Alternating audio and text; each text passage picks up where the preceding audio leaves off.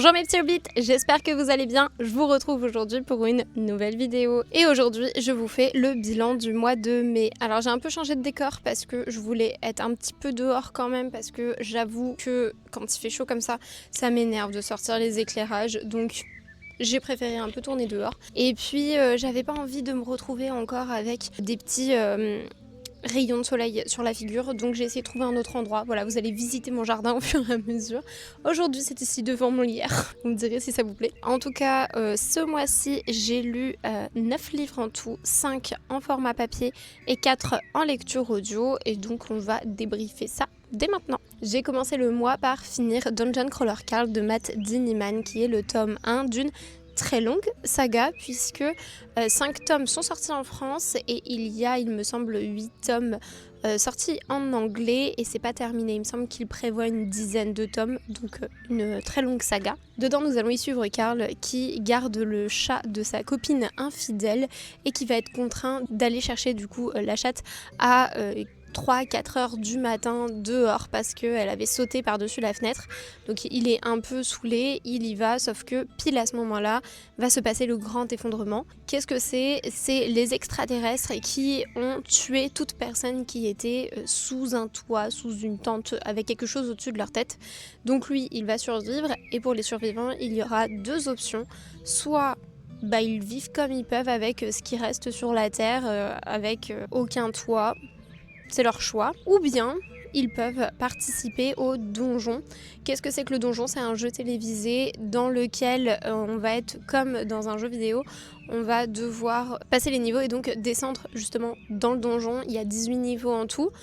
Et voilà, c'est ce que va décider justement Carl. Donc c'est un livre de lit RPG, c'est-à-dire que c'est comme dans un jeu vidéo, on va avoir notre personnage qui va évoluer, qui peut changer de catégorie, en fait, d'espèce en soi, il me semble, c'est un peu ça l'idée. Il va avoir justement toutes ses compétences qui vont s'améliorer au fur et à mesure. Et c'était plutôt chouette, franchement, j'ai trouvé ça cool. J'ai beaucoup aimé, mis à part que je ne lirai pas 50 sagas de ce style, celle-là elle est bien. Je la trouve chouette, mais le lit RPG c'est quand même assez particulier, c'est assez original et je me verrais pas en lire plein quoi. C'est juste ça. Dedans il y a beaucoup d'humour, faut aimer ça. C'est un humour peut-être qui peut tendre vers le lourd pour certains, donc faut aimer justement les livres avec de l'humour bien américain. C'est vraiment très très barré, il se passe tout le temps des choses un peu what the fuck, donc il faut accepter ça, il faut aimer ça pour pouvoir lire ce livre. Moi personnellement ça m'a plutôt bien plu, même si je peux comprendre que ce soit pas au goût de tout le monde et ça ne va pas être au goût de tout le monde, donc je préfère vous prévenir. Si un autre petit bémol que je pourrais dire sur ce livre, c'est que je trouve que la ligne directrice elle est pas très très claire, puisque comme je vous disais on va descendre les niveaux et j'avais un petit peu de mal à visualiser comment allait terminer ce tome 1. Est-ce que ça allait être une fin de niveau ? Est-ce qu'il allait se passer quelque chose d'assez incroyable, un événement de dingue ? Ou bien est-ce que on s'arrête là, un peu comme un épisode d'une série où des fois on arrête l'épisode parce qu'on arrête l'épisode, hein, pas forcément parce qu'il se passe quelque chose d'incroyable. Et c'est vrai que c'est ça qui me manquait un petit peu, c'est une ligne directrice, on va dire. On sent que c'est vraiment un premier tome d'une saga, mais j'ai beaucoup aimé et je vais continuer la saga et voilà, j'ai été assez prise quand même dans l'histoire. J'ai bien aimé l'idée de la saga, j'ai bien aimé ce qui s'y passe, comment ça se déroule, etc. Les personnages, Princesse Donuts, elle me fait beaucoup rire. Enfin bref, j'ai pas mal aimé quand même. J'ai mis pour ce roman une note de 4,5 sur 5. C'est pas un coup de cœur, mais c'était quand même une très très bonne lecture et je continuerai la saga comme je vous disais. Et d'ailleurs pour ce livre-là et pour le suivant là que je vais vous présenter, j'ai fait un vlog, donc si ça vous intéresse d'avoir un petit peu plus de détails, si vous voulez, je vous le mettrai en barre d'infos. Et je parle beaucoup d'ailleurs du prochain livre que je vais vous présenter, qui est Les fiancés du Rhin de Marie-Bernadette Dupuis. Ce livre-là, je l'ai lu parce que c'est le livre préféré de ma mère et donc je voulais un petit peu voir ses goûts. Et puis voilà, ça m'a intriguée. On est sur une romance historique. Alors, ça va être un peu compliqué de vous faire le résumé, puisque j'aime pas le résumé qu'ils font derrière. Je l'avais lu justement avant de le lire pour voir quelle allait être l'histoire, etc. Et notamment pour vous le présenter. Mais en fait, j'aime pas du tout le résumé de la 4e de couverture parce qu'il nous dit ce qui se passe à peu près aux pages 300, 400, sachant que c'est un beau bébé, il fait 700 pages. Donc ça m'a un peu Voilà, donc je vais quand même vous expliquer dans les grandes lignes. Au début, on va y suivre Clémence et sa fille Noël qui vont emménager dans l'Alsace dans la période entre deux guerres vers les années 1930. Donc Noël, c'est encore une toute jeune fille, elle a 9 ans. Et Clémence, pour emménager là-bas, va se trouver un travail et elle va comme ça développer un peu ses amitiés, ses amours, etc. pour donner une nouvelle vie justement à Noël puisque Noël n'a pas de père, elle ne connaît pas son père. Et cette histoire va se prolonger jusqu'à l'âge adulte pour Noël en fait, puisqu'on va voir les premiers amours de Noël, et notamment Hans qui est un jeune Allemand dont elle va tomber amoureuse et avec qui elle va se fiancer. Sauf que comme je vous disais, on est à l'aube de la Deuxième Guerre mondiale et on est en Alsace. Et c'est vrai que je ne connaissais pas du tout l'histoire de l'Alsace pendant la Seconde Guerre mondiale et même un petit peu avant, et j'ai trouvé ça hyper intéressant à travers ce livre de voir les a priori, de voir en fait comment se situait l'Alsace, parce que faut pas oublier que l'Alsace était allemande, qu'elle est redevenue française justement à la fin de la Première Guerre mondiale, et que du coup on a quand même une population qui est à moitié allemande, à moitié française. On a des Allemands qui ont vécu tout le temps en Alsace et qui après la Première Guerre mondiale ont été obligés du coup de déménager de nouveau en Allemagne. On a des Français qui côtoient énormément les Allemands et là d'un coup on leur dit qu'il faut les détester. Enfin vous voyez un petit peu l'idée, donc on a plusieurs opinions qui s'opposent, et j'ai trouvé que dans ce livre c'était hyper bien retransmis. J'ai trouvé ça très très chouette à suivre.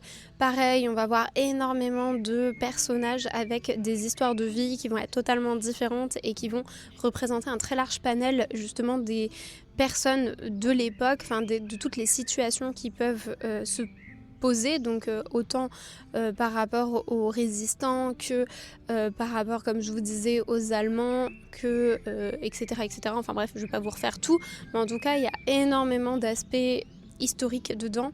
On y revoit tous les événements, mais en même temps c'est pas lourd, c'est pas vraiment un cours d'histoire, c'est habilement éparpillé tout au cours du récit et j'ai trouvé ça hyper plaisant à lire. Vraiment j'ai beaucoup aimé, il était très addictif comme livre. La romance prend vraiment pas beaucoup de place, certes c'est un élément qui est quand même assez central dans l'histoire, mais en même temps on va plus se tourner sur comment Noël fait pour survivre, comment elle fait pour s'en sortir, etc., plus que vraiment leur histoire d'amour, quoi. Donc c'était pas trop lourd à ce niveau-là, c'était vraiment très plaisant à lire, et donc je lui ai mis une note de 4,5 sur 5. Voilà, je le conseille. C'est vrai que je n'en avais pas du tout entendu parler. Je ne sais plus quand est-ce qu'il est sorti, mais je crois que ça fait bien une dizaine d'années, voire un peu plus. 2010. Mais je le conseille, il est vraiment très très bien. J'ai beaucoup aimé. Le prochain livre dont je vais vous parler, c'est un livre que j'ai écouté en livre audio, et c'est Greta et Marguerite de Kalindi Ramphul, si je me trompe pas dans la prononciation. J'essaye de limiter en fait les romances en ce moment en lecture audio. Je sais que c'est très facile à écouter en faisant autre chose, mais j'ai fait une saturation là, franchement, donc j'essaye de les limiter. Je sais que les thrillers, parfois c'est un peu compliqué à suivre, les fantaisies, n'en parlons pas. Donc j'essayais de trouver un petit peu des livres comme ça qui étaient peut-être un peu plus simples à suivre et qui pouvaient être très intéressants et qui pouvaient me plaire. Donc je me suis tournée pas mal vers des contemporains, qui n'est pas du tout mon style de base. Enfin je veux dire, je me vais pas trop vers ce genre. Et pourtant là je me découvre un certain attrait pour certaines de ces histoires, et notamment celle-ci, Greta et Marguerite, puisque je lui ai mis une note de 4,5 sur 5. Dans cette histoire, nous allons suivre Greta, qui est une hôtesse de l'air, mais qui a peur de l'avion, et qui va rencontrer Romuald, qui lui est un terrorisé des tempêtes. Ils vont se rencontrer justement lors d'un trajet en avion, et ça va tout de suite matcher entre deux, ils vont être attirés l'un par l'autre, sauf que Romuald est déjà marié avec Marguerite et il a également une petite fille qui s'appelle Sally. Il va décider donc de quitter Marguerite pour se mettre avec Greta, et on va voir justement toute l'évolution en fait de ces personnages. Je veux pas trop vous en dire, je veux pas en dire plus, parce que moi justement je me suis lancée dedans sans savoir toute l'histoire, enfin je veux dire sans savoir les événements importants, juste ce que je viens de vous dire, et j'ai trouvé que c'était hyper plaisant de se lancer dedans. Par contre, si vous êtes très sensible, il y a peut-être quelques trigger warnings, donc n'hésitez pas à les regarder. Moi personnellement ça ne me pose pas de problème, je suis pas sensible sur ces sujets-là, donc ça m'a pas gênée et justement j'ai préféré ne pas être spoilée, ne pas m'y attendre. Mais voilà, si jamais vous savez que c'est quelque chose d'assez sensible pour vous, je vous conseille quand même de regarder les trigger warnings. Mais bon, pour vous dire un petit peu, cette histoire, elle m'a fait passer par toutes les émotions, c'était assez dingue. Et pourtant elle est assez courte, si je me trompe pas, c'était 7 heures. Je vous remettrai ici, mais je crois que c'était 7 heures d'écoute. Et j'ai rigolé, j'ai été triste, j'ai été en colère, j'ai été un peu révulsée par certaines situations. Enfin, vraiment, c'était incroyable ce roman. Ah, comment vous dire, mais c'était des tranches de vie avec des personnalités mais tellement fortes que l'on voit justement s'influencer, que l'on voit évoluer d'une manière mais tellement réelle et tellement humaine. Et dans le récit, on va avoir énormément de petites touches d'humour, mais de l'humour qui n'est pas lourd, qui est hyper spontané et hyper mignon. Et vraiment, j'ai passé un excellent moment de lecture, j'ai vraiment kiffé et vraiment il m'a assez bouleversée sur certains points. On s'y attend pas parce que comme je vous dis au tout début, on est sur quelque chose d'assez léger et en fait au fur et à mesure, je vous dis, on passe par toutes les émotions. Je veux pas trop vous en dire, donc je vais pas plus épiloguer là-dessus. Je vous le recommande fortement, il est hyper bien et en lecture audio il passe hyper bien aussi, l'interprète était très bien, enfin j'ai passé un excellent moment, franchement j'ai adoré, j'ai mis 4,5 sur 5 et je vais continuer comme ça à me trouver des petits contemporains parce que je trouve que ça passe hyper bien, alors peut-être parce que j'en ai pas encore lu beaucoup, mais c'est vrai que dans la romance je trouvais que c'était très répétitif, très lourd, très redondant, c'était tout le temps la même chose, on avait tout le temps le même type de personnage et ça me saoulait un petit peu. Là, j'ai trouvé ça hyper chouette, hyper rafraîchissant. Donc je vous le conseille, c'est une petite tranche de vie entre une femme et la maîtresse de son mari, ce qui est assez atypique et qui est hyper bien écrite. Donc voilà. Et ensuite, j'ai enchaîné avec une autre lecture audio qui est totalement différente puisque c'est Faites votre glucose révolution de Jessie Inshops, je sais pas comment on le dit, je suis désolée. Enfin, de toute façon, vous aurez la couverture. C'est un livre de non-fiction qui porte sur la nutrition dans laquelle Jessie, je vais pas redire son nom de famille, excusez-moi, qui est donc une doctorante en biologie, nous explique toutes ces petites recherches sur le glucose. C'est une influenceuse justement sur le glucose puisqu'elle est surnommée la glucose goddess. Et j'avais vu il y a pas longtemps une petite vidéo d'elle passer sur les réseaux et donc ça m'a plutôt intéressée, donc je me suis dit que j'allais écouter ce livre audio pour voir un petit peu ce qu'elle dit. Et donc au cours de ce livre, elle va nous expliquer comment faire pour réduire nos pics de glycémie qui sont quelque chose d'assez néfaste en fait pour notre corps et donc faire en sorte de lisser en fait sa courbe de glycémie. J'ai trouvé que le livre était bien écrit dans le sens où on va avoir toute une première partie qui est assez scientifique mais très bien vulgarisée où on va nous expliquer justement ce que c'est que le glucose, qu'est-ce qu'un pic de glucose, quels sont les problèmes justement avec les pics de glucose, etc. Elle va tout nous expliquer par rapport à ça et je trouve que ça c'était très bien fait. Après, on va avoir justement toute une autre partie où elle va nous expliquer tous les conseils qu'elle met en place pour éviter justement ces pics de glycémie, comment elle fait pour lisser sa glycémie. Donc au niveau de l'écriture du roman, c'est assez plaisant à lire, ça s'écoute vraiment très très bien, il va y avoir beaucoup de témoignages de personnes et comme je vous dis, elle explique bien tout. Le seul petit bémol que j'ai envie de dire, c'est que j'ai un esprit assez critique quand même, surtout sur la nutrition. On en voit tellement aussi partout qu'on est tous devenus un peu nutritionnistes sur les bords et justement c'est ça qui me chagrine un petit peu, c'est qu'elle n'est pas nutritionniste en fait de base, elle est quand même biologiste, elle est doctorante en biologie, mais ça reste pas de la nutrition, enfin... Vous voyez ce que je veux dire? Alors elle fait énormément de recherches, elle donne beaucoup de sources, il me semble qu'il y a une bonne bibliographie, parce que moi j'ai pas le livre en papier, je l'ai eu qu'en livre audio, mais je crois qu'elle évoque beaucoup de recherches, sauf que j'ai pas regardé justement tout, donc je vais mettre entre grosses parenthèses ce que je vais dire, mais il me semble que des fois les recherches sont pas des recherches nationales, c'est pas des choses qui sont entre guillemets homologuées à but non lucratif, qui sont vraiment juste pour la santé des gens. Vous voyez ce que je veux dire? Puisque elle vit quand même en Amérique. Elle a pas mal de recherches et d'expériences qui ont été faites justement en Amérique. Et là-bas, il y a beaucoup de lobbies. Et donc, je ne saurais pas dire si toutes les études qu'elle utilise sont purement à but de santé. Comment on dit? À but... J'ai oublié mon mot. Je l'ai plus. Je sais pas si chaque étude qu'elle utilise est vraiment homologué et validé, on va dire, par un consensus de scientifiques parce que c'est vraiment factuel que c'est comme ça que ça fonctionne, ou si c'est des lobbies qui ont fait des recherches et qui manipulent un petit peu, on va dire, la manière d'amener les choses pour que ça paraisse vraisemblable. Vous voyez ce que je veux dire? Parce que comme on parle de nutrition sur l'homme, même toutes les études qui sont faites sont toujours à prendre entre pincettes parce que on va avoir tellement de facteurs génétiques, de facteurs environnementaux, de facteurs de tout, et puis on peut pas faire de vraies études par rapport à l'éthique, parce qu'on peut pas, par exemple, dire à un tel, toi tu arrêtes de manger totalement tel groupe d'aliments pour voir comment ça se passe. Vous voyez ce que je veux dire? Il y a de l'éthique qui entre en jeu, ce qui fait que je ne saurais pas dire si tout ce qu'elle dit est totalement vrai et vérifié, ou si elle surfe un petit peu sur certaines études qui ont pour but de commercialiser certains aliments ou autres, qui ont été faits par des lobbies pour appuyer certaines de ses idées et certains de ses conseils. Pourquoi je dis ça? Parce que je me méfie énormément des conseils de nutrition qui sortent entre guillemets d'un peu de nulle part et qu'elle est entre guillemets la seule à avoir la vérité vraie. Vous voyez ce que je veux dire? On est quand même au XXIe siècle, on a quand même eu énormément d'études, on a quand même énormément de personnes qui sont qualifiées sur le sujet. Donc à partir du moment où quelqu'un vient et nous dit voilà c'est comme ça que ça marche, mais on vous le cache, c'est là où j'ai une petite sonnette en fait dans ma tête qui me dit essaye peut-être de te berner un petit peu sur certains points. Vous voyez ce que je veux dire? Alors après il y a des choses qu'elle dit où c'est vérifié, tout le monde nous le dit et il n'y a aucun problème, et là je suis totalement d'accord. Mais je vous dis juste que si vous lisez ce genre de livre, gardez quand même votre esprit critique en éveil et essayez de vérifier vos sources ou de au moins les croiser pour pouvoir savoir ce qui est vrai et ce qui est faux. Bref, voilà. Je suis actuellement, pendant ce mois-ci, en train de lire un autre livre de cette autrice.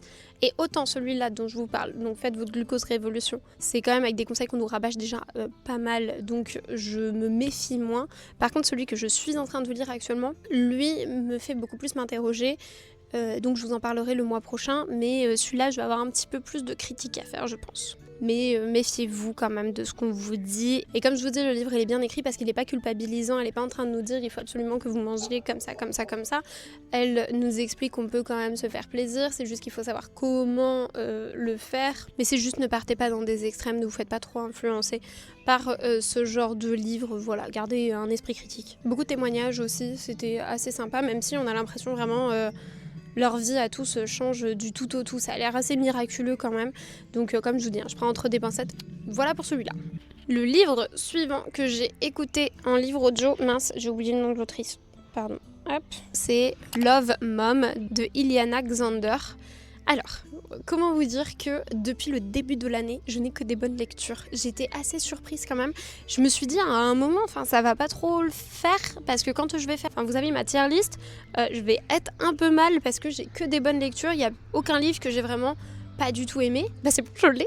J'ai mon bas du bas. Alors, c'est un thriller dans lequel on va suivre Mackenzie, qui est une jeune fille dont la maman écrivaine de thriller vient tout récemment de mourir dans un accident. Et donc, elle va devoir organiser les funérailles avec son père. Et au cours justement de cette période de tout début de deuil, elle va recevoir une lettre de son fan numéro 1 qui va lui dire que sa mère en fait cache un énorme secret et qui va lui envoyer des extraits du journal intime de sa mère. Donc Mackenzie va faire sa petite enquête pour pouvoir trouver les secrets de sa mère qui lui envoie ces lettres et puis outre ça, quand même faire le deuil de sa mère. Et alors j'avais vu que c'était un thriller domestique, donc je me suis dit que ça allait être assez plaisant à écouter en livre audio, que justement ça allait se faire assez bien, un peu dans la même idée qu'un Freida McFadden, et en effet c'est assez simple à écouter, c'est addictif à ce niveau-là, il n'y a pas de problème.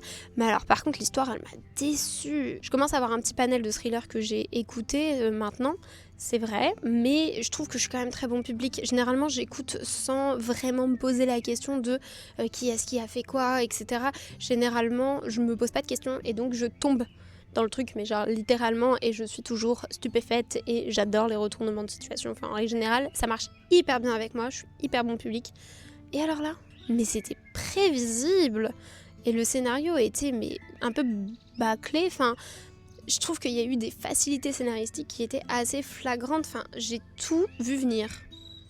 tout. Et puis, je sais pas, il y a... Enfin, je suis désolée, j'ai pas envie de dire ça, mais je trouvais pas très très bien écrit, dans le sens où, ok, ça s'enchaîne bien, ça se lit bien, ça s'écoute bien, il y a aucun problème. Mais les personnages sont caricaturaux comme pas possible. C'est-à-dire que les méchants sont tellement méchants que c'en est ridicule en fait. Ils ont aucune profondeur, c'est vraiment juste, ils sont méchants. Enfin, je sais pas, moi j'aime bien quand on a quand même une petite dualité où on se rend compte que le méchant, en fait, il a quand même des sentiments. Je sais pas, enfin, il a quand même des motivations. Là, on a l'impression qu'il va être méchant parce que c'est quelqu'un de méchant de base. Quoi ? Et les gentils, par contre, oh là là, mais quels anges, ils ont le droit à une auréole. Enfin, je sais pas, je trouve que c'est hyper caricaturaux, c'est hyper manichéen. J'aime pas trop. Et en plus, la manière dont c'est écrit, j'ai pas eu cet effet waouh à un moment, j'ai tout vu venir.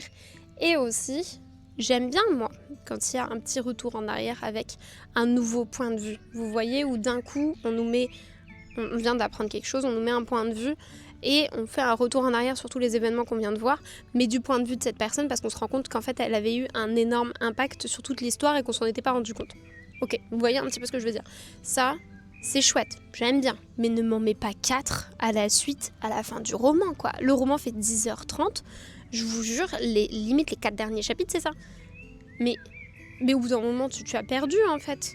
Le côté attrayant et le côté cool de ce procédé, tu peux pas le réutiliser, ça devient chiant au bout d'un moment. Et puis, il y a même des personnages, on s'en fout, enfin... Personnellement, ça a été mon cas. Après, je me suis interrogée une fois que j'ai écouté ce livre audio. Je me suis dit, je vais essayer de taper un petit peu le nom sur Booktube pour voir si jamais il y a des avis de personnes.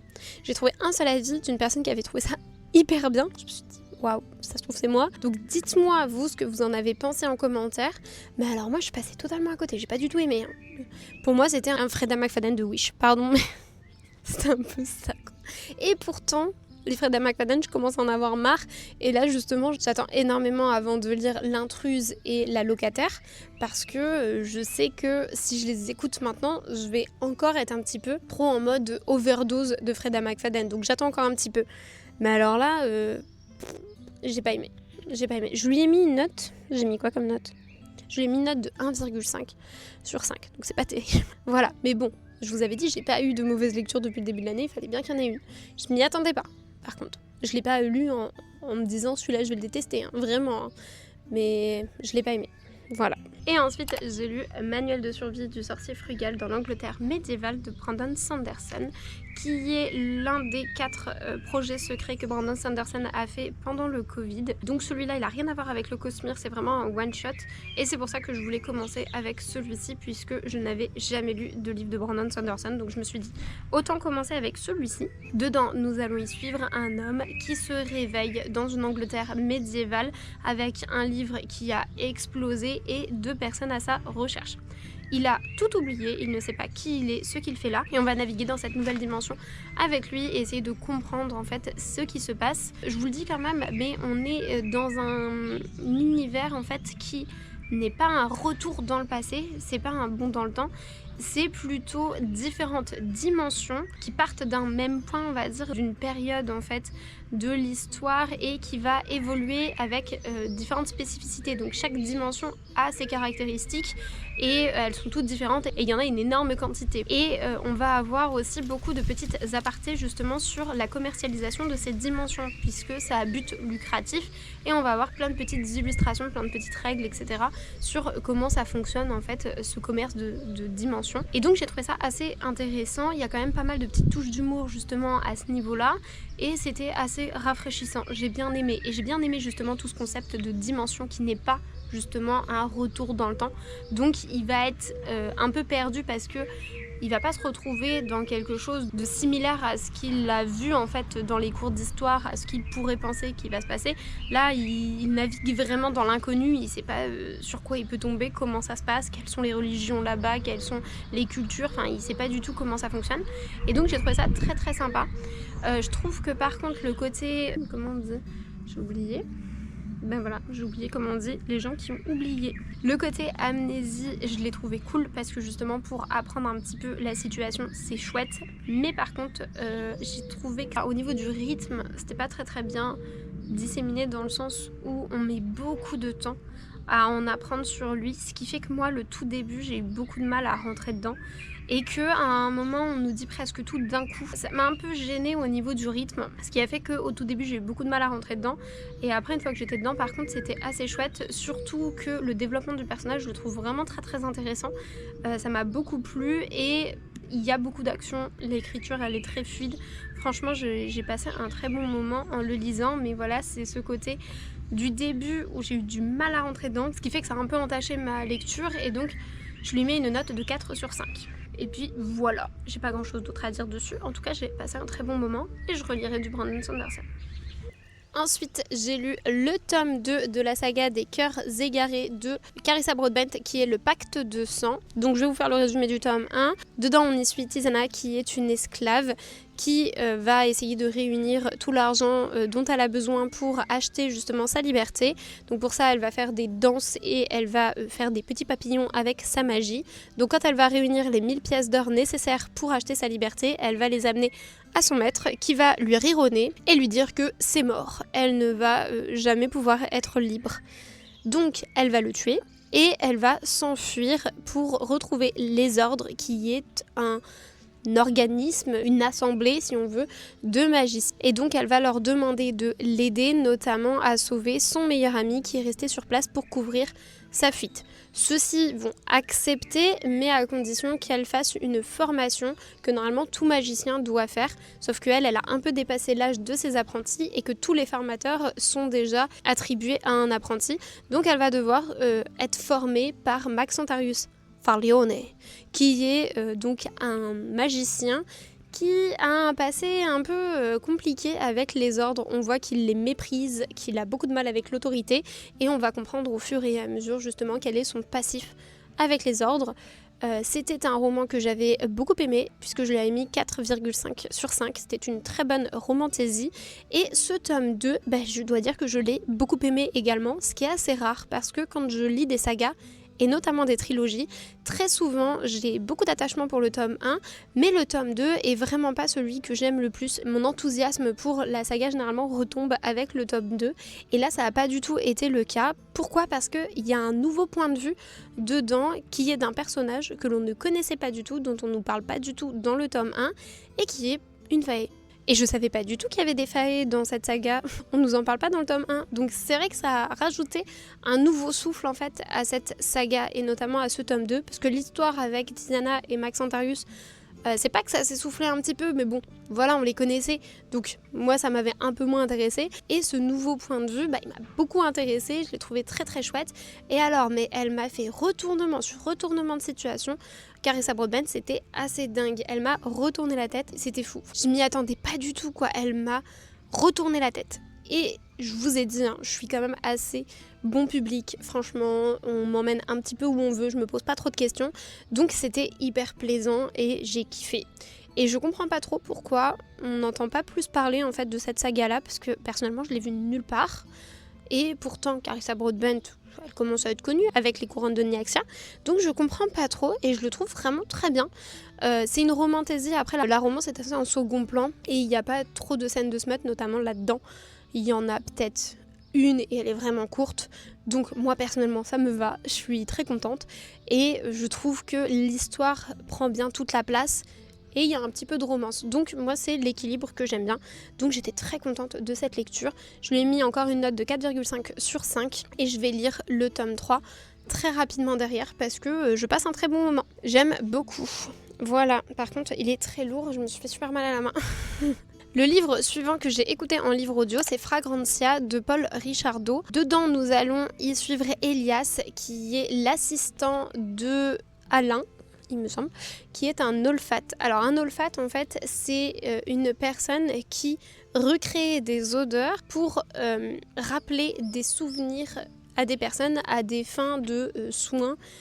Et notamment des soins psychologiques, là on est sur de la reconstruction, ce genre de choses. Et donc ils vont comme ça développer des formules pour rappeler des souvenirs à leurs patients. Et leurs employeurs, si on veut, c'est justement la société Fragrantia, qui est une société à but lucratif, mais qui est très mystérieuse. Et notre Elias, lui, il est encore apprenti et il va passer donc ses examens. Il va devoir aller dans un endroit justement pour passer des examens pour devenir lui-même olfat. Sauf qu'il va se retrouver mêlé à toute une histoire avec Nora qui est une des personnes haut placées dans Fragrantia qui va lui demander en fait de l'aider dans une affaire d'agression. Donc on va se retrouver au cœur d'une enquête policière dans cet univers où les senteurs vont avoir une place très importante.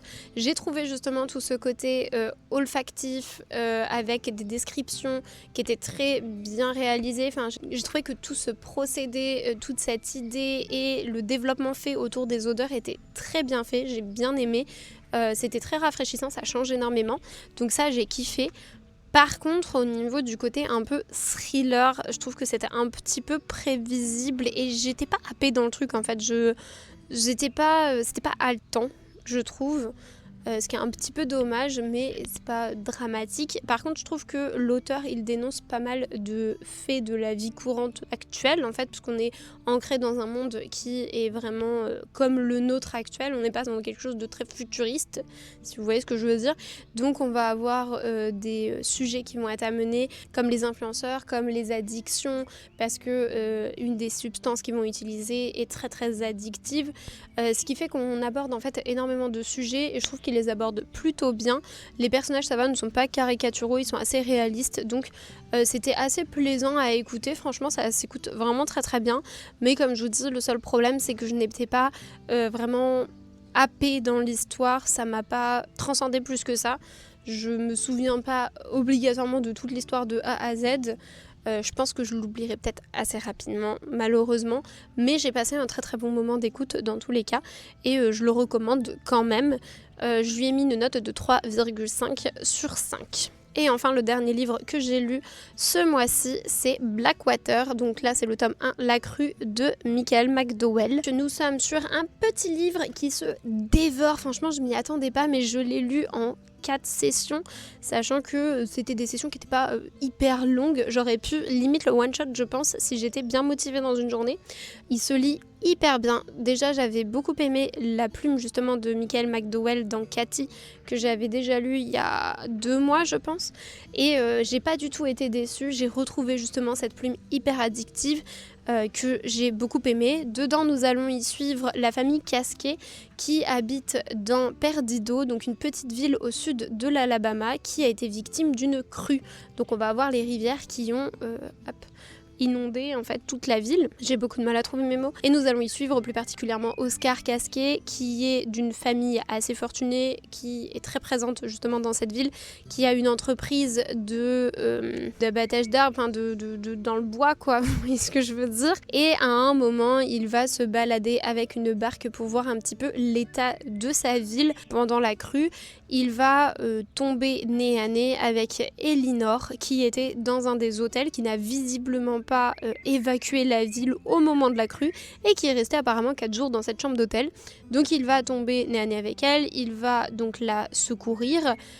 Pas trop se poser de questions, mais on voit qu'il y a tout un mystère en fait autour de cette femme et cette femme va justement prendre une place très importante dans cette famille Casquet qui est assez grande. La seule qui va soupçonner qu'Elinor est un petit peu particulière et qu'elle n'est pas forcément de bon augure, c'est Marie-Love, la maman de Oscar. Elle va énormément se méfier du coup de Elinor, mais c'est la seule, tout le monde autrement l'apprécie énormément. Et j'ai beaucoup aimé cette histoire, toute l'histoire avec la famille, je trouve que les personnages sont très bien dépeints, hyper bien caractérisés, et il y a tout ce côté mystère en fait autour d'Elinor et autour de la ville qui est hyper haletant et que j'ai beaucoup aimé. J'ai vraiment passé un super moment et j'ai hâte de lire la suite. Il y a 6 tomes en tout, mais en tout cas ça se lit hyper bien. Le seul bémol que je pourrais dire, c'est qu'on voit justement que c'est dans une saga. C'est un peu moins haletant que dans Cathy, parce que Cathy c'est un one shot et là il se passe énormément de choses. Et donc c'est peut-être le seul bémol que je pourrais faire entre les deux, c'est que Peut-être que j'ai préféré Cathy par rapport à ça, par rapport au fait que ça s'enchaîne sans cesse. Là, c'est un peu plus lent parce que c'est une saga, mais en tout cas, c'est quand même hyper plaisant à lire. J'ai passé un super bon moment. Je lui ai mis une note de 4,5 sur 5 parce que ça m'a vraiment énormément plu et je vous le recommande fortement. Je vais pas beaucoup plus épiloguer parce que ma caméra est en PLS, il fait 30 degrés donc elle est en surchauffe comme pas possible, donc je vais essayer de faire vite. Et voilà pour les livres que j'ai lus ce mois de mai. N'hésitez pas à me dire en commentaire si vous avez lu certains de ces livres, ce que vous en avez pensé ou si certains vous intéresse. N'hésitez pas également à liker et à vous abonner, ça aide énormément pour l'algorithme. Et je vous retrouve très prochainement pour une nouvelle vidéo. Ciao les hobbits!